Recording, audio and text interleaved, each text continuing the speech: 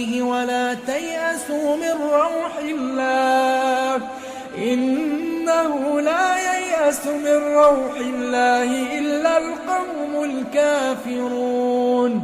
فلما دخلوا عليه قالوا يا أيها العزيز مسنا وأهلنا الضر وجئنا ببضاعة مزجاة فأوف لنا الكيل وتصدق علينا إن الله يجزي المتصدقين